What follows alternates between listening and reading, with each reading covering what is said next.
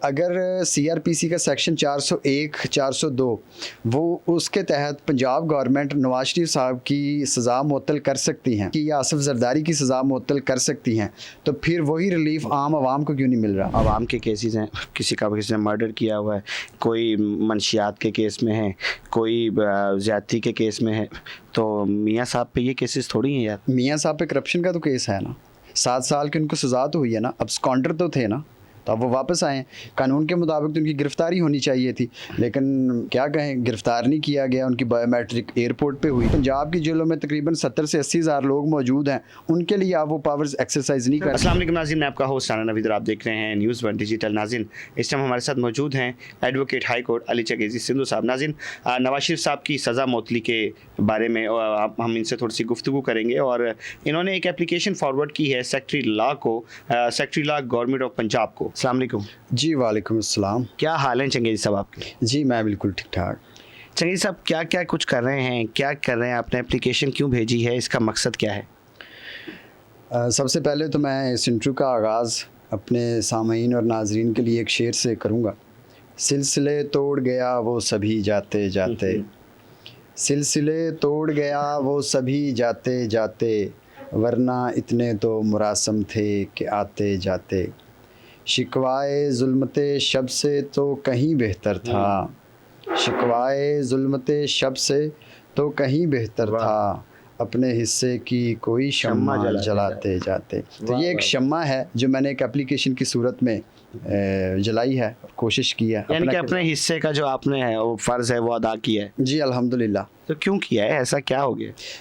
इसके फैक्ट्स कुछ यूँ हैं कि मियाँ मोहम्मद नवाज शरीफ साहब को जो अल अज़ीज़िया स्टील मिल्स रेफरेंस था, उसमें ऑनरेबल कोर्ट ने 2018 में सज़ा सुनाई जो कि 7 साल थी।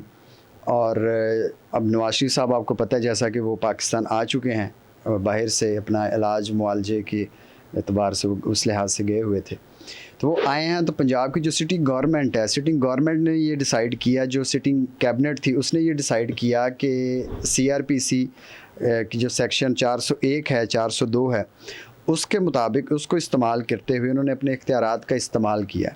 और बिल्कुल ये बात ठीक है कि 401 और 402 सेक्शन के मुताबिक पंजाब गवर्नमेंट वो किसी भी शख्स की सज़ा मुअत्तल कर सकती है। लिहाजा इन पावर्स को उन्होंने एक्सरसाइज किया और इन पावर्स को एक्सरसाइज करते हुए उन्होंने ज़ाब्ता फ़ौजदारी के तहत सेक्शन जो 401, 402 है उसके तहत उन्होंने सज़ा नवाज शरीफ साहब की मुअत्तल कर दी। नहीं, जब ये उन्होंने अपना फ़र्ज़ अदा किया है और लॉ के उस पे ही किया है, कानूनी दायरे में किया है, तो ये आपने कौन सी शम्मा जला रहे हैं आप? जो मैं शम्मा जला रहा हूँ वो तो बहुत बहुत बड़ी है, अगर आप समझ सकें उसको। अब शम्मा मैंने ये जलाई है कि अगर सीआरपीसी का सेक्शन 401, 402 वो उसके तहत पंजाब गवर्नमेंट नवाज शरीफ साहब की सज़ा मुअत्तल कर सकती हैं या इमरान खान की या आसिफ जरदारी की सज़ा मुअत्तल कर सकती हैं, तो फिर वही रिलीफ आम आवाम को क्यों नहीं मिल रहा? वही लोग जो महकमा पुलिस की अना की भीड़ चढ़ जाते हैं, जो फेक एफआईआर्स उनके ऊपर होती हैं, या फेक एफआईआर्स नहीं भी, उन्होंने करप्शन की हुई है, मर्डर किया हुआ है, रेप किया हुआ है, या कोई मंशियात का केस उनके ऊपर डला हुआ है और वो जेलों के अंदर हैं। लिहाजा गवर्नमेंट ऑफ पंजाब को चाहिए कि उनको भी वो उनकी सज़ा मुअत्तल करें। सर देखें, वो जो केसेस जो आप बता रहे हैं कि जो आवाम के केसेस हैं, किसी ने मर्डर किया हुआ है, कोई मंशियात के केस में है, कोई ज़्यादती के केस में है, तो मियाँ साहब पे ये केसेस थोड़ी हैं यार। मियाँ साहब पे करप्शन का तो केस है ना, 7 साल की उनको सज़ा तो हुई है ना, अब स्कॉन्डर तो थे ना, तो अब वो वापस आए। कानून के मुताबिक तो उनकी गिरफ्तारी होनी चाहिए थी, लेकिन क्या कहें, गिरफ्तार नहीं किया गया, उनकी बायोमेट्रिक एयरपोर्ट पे हुई। तो बात यह है कि हमने तो इस एप्लीकेशन को पोलिटिसाइज़ करना ही नहीं है। मैं तो एक, आपको पता है, एक प्रोफेशनल वकील हूँ और मेरा ये काम है कि रूल ऑफ लॉ के ऊपर काम किया जाए, जो रूल ऑफ लॉ है उसके ऊपर काम किया जाए, जो कानून की हाकमियत है उसके ऊपर काम किया जाए। तो आर्टिकल 25 जो कॉन्स्टिट्यूशन ऑफ पाकिस्तान वो बात करता है इक्वालिटी की, कि उसके 3 इंग्रेडिएंट्स बड़े इंपॉर्टेंट हैं। एक तो उसमें इंपॉर्टेंट चीज़ ये है कि आपको डिस्क्रिमिनेशन नहीं करना जब आप कोई केस कर रहे हैं या आप चीज़ों को डील कर रहे हैं। अब आप देखें कि यही चीज़ अगर हम इम्प्लीमेंट करते हैं नवाज शरीफ साहब के ऊपर, उनके केस में डिस्क्रिमिनेशन नहीं हुआ, आपने उनको तो रिलीफ दे दिया है, लेकिन जो पंजाब की जेलों में तकरीबन 70 से 80 हज़ार लोग मौजूद हैं, उनके लिए आप वो पावर्स एक्सरसाइज नहीं कर रहे। बादशाह और रियाया में कुछ तो फ़र्क होता है ना। देखें वो तो आप कह सकते हैं, मैं चूँकि वकील हूँ तो मैंने तो कॉन्स्टिट्यूशन के मुताबिक बोलना है। मैं कॉन्स्टिट्यूशन तो ये सुप्रीम कोर्ट की तरफ से जब आ गया था फैसला, तो उस फैसले को नहीं माना गया है, तो आप कौन से कॉन्स्टिट्यूशन की बात कर रहे हैं? देखें हमारा काम वही बात जो मैंने आगे आपको शेर की सूरत में कही कि शिकवाए ज़ुल्मते शब से तो कहीं बेहतर था, अपने हिस्से की कोई शम्मा जलाते जाते। तो बजाय कि हम एक चीज़ को एग्जाम्पल बना के उसको एग्जाम्पलीफाई करके आगे को काम करना ही छोड़ दें, बेहतरी की उम्मीद ही ना लगाएं, तो फिर तो सारे घरों में बैठ जाएं, अदालतें बंद कर दें, अदारे बंद कर दें। लिहाजा मेरा काम ये है कि मैं अपना किरदार अदा करूँ। सुप्रीम कोर्ट ने जो रूलिंग दी, जो डायरेक्शन दी, उसको वायलेट किया गया, that is not my business. मेरा काम है कि मैं जो डिफेक्ट्स देख रहा हूँ पाकिस्तान के क्रिमिनल जस्टिस सिस्टम में, मैं उसके ऊपर काम करूँ। और जो मैं तफरीक एक छोटे और बड़े की देख रहा हूँ कि जब आपके सामने कोई बड़ी शख्सियत आती है तो कानून बदल जाता है, जब छोटे लोग आते हैं, अवाम आती है, रियाया आती है, उस वक्त आपके मुल्क का जो कानून है वो हरकत ज़रूर करता है लेकिन किसी और तरफ निकल जाता है। सर ये बताएं, जो आपने जो एप्लीकेशन जो फॉरवर्ड की है सेक्रेटरी लॉ को, उसमें जो आपके फैक्ट्स हैं जो आपने दिए हैं वो क्या हैं? उसमें मेरा सिंपल एक स्टांस ये है कि वो रिलीफ जो आप बड़े लोगों को दे रहे हैं वो आम आवाम को भी दें। अगर कोई मुजरिम जिसको 7 साल, नवाज शरीफ साहब को 7 साल सज़ा हुई है, आपने उनकी सज़ा मुअत्तल कर दी है 401 के तहत, तो आप दूसरों की भी करें। जो लोग जेलों में हैं, उनके बीवियां बच्चे बेचारे, आप जेलों में जाएं, कभी उनका हाल देखें कि वो घर से खाना उनके लिए आता है, पुलिस वाले वो भी खा लेते हैं। जो अच्छा गोश्त हो या स्वीट अच्छी हो, वो पुलिस वाले जो जेल पुलिस है वो रख लेते हैं, जो कद्दू वगैरह हों वो आगे पहुंचा देते हैं।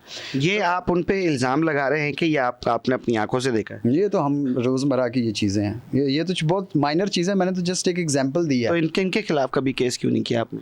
इंशाल्लाह करेंगे, फ़िलहाल और बड़े महाज खुले हुए हैं, तो आप हम जिन महाजों पे हम लड़ रहे हैं हमें अभी उधर लड़ने दें। अच्छा, अब ये बताएं कि आपकी एप्लीकेशन फॉरवर्ड करने के बाद आपके हक़ में कुछ बेहतरी आई है? जो आप चाह रहे हैं, क्या वो होना शुरू हुआ है? देखिए मेरा काम तो अपने हक़ में या किसी के हक़ में बेहतरी लाना ही नहीं है। मेरा काम है कॉन्स्टिट्यूशन को, लॉ को फॉलो करना। जो एक बुक है, उस बुक के अंदर एक प्रोसीजर है, उस प्रोसीजर को हमें फॉलो करना है। अगर कोई उसको राइटली फॉलो नहीं कर रहा, जुडिशियसली फॉलो नहीं कर रहा, मेरा काम है कि मैं मुतलका अदारे को कहूँ कि भाई ये देखें, ये किताब में ये लिखा हुआ है, कानून के मुताबिक ये होना चाहिए, आप ये कर रहे हैं। मेरा काम इतना है, आगे कोई करे ना करे मेरा उससे कोई कंसर्न नहीं है। मैं एक प्रोफेशनल लॉयर हूँ, मेरा इस एप्लीकेशन को भी पोलिटिसाइज करने का कोई मकसद नहीं है किसी किस्म का। मैं ये कहता हूँ जो 25 आर्टिकल है पाकिस्तान के कॉन्स्टिट्यूशन का, वो सबको वो बिला तफरीक उसकी इम्प्लीमेंटेशन होनी चाहिए। क्या ये शख्सियत पसंदी या कोई पर्सनल आना तो नहीं है नवाज शरीफ साहब से? नहीं, वो पाकिस्तान के वज़ीर आज़म रह चुके हैं और उनकी एक अपनी फॉलोइंग है पाकिस्तान में, वो एक पॉलिटिशियन हैं। तो मैं तो आपको बताया प्रोफेशनल लॉयर हूँ, मेरी किसी पॉलिटिकल जमात से कोई एफिलिएशन है ही नहीं। मैं तो एक प्रोफेशनल काम कर रहा हूँ। वो कल को इमरान खान साहब के ख़िलाफ़ कोई इस तरह का मामला होगा तो मैं उसके ऊपर भी बोलूँगा। जरदारी साहब के हक़ में कोई चीज़ें जाएंगी जो आम आवाम से दूर हैं तो मैं उसके ऊपर भी बोलूँगा। मेरा काम है लॉ के ऊपर काम करना, कॉन्स्टिट्यूशन के ऊपर काम करना, और जो क्रिमिनल जस्टिस सिस्टम के डिफेक्ट्स हैं उसके ऊपर काम करना, ताकि जो फेयर ट्रायल है, जिस तरह पाकिस्तान के कॉन्स्टिट्यूशन का आर्टिकल 10A फेयर ट्रायल की बात करता है, आर्टिकल 25 वो इक्वालिटी की बात करता है। तो मेरा काम तो है इन आर्टिकल्स के दरमियान खेलना और जो गरीब आवाम है उस तक जो इंसाफ के समरात हैं वो पहुंचाना। सर, इंसाफ के सम्राट जो कि आप गरीब आवाम तक पहुंचाना चाहते हैं, आप क्या समझते हैं कि ये इस एप्लीकेशन की सुनवाई कौन करेगा? कौन आपको ये इंसाफ फराहम करेगा? देखिए पंजाब, देखा जाए तो पंजाब जो बिज़नेस रूल्स 2011 है और रूल 26 और उसका जो सब रूल है वो 1, उसके तहत ये एप्लीकेशन मूव की गई है सेक्रेटरी लॉ को।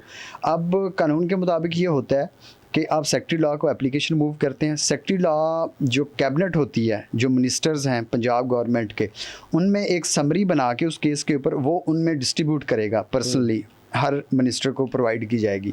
उसके बाद उसके ऊपर कोई डिसीजन होगा नहीं होगा ये आगे उनका हेडेक है, वो तो हमारा मसला नहीं है। क्या पैगाम देना चाहेंगे जाते जाते?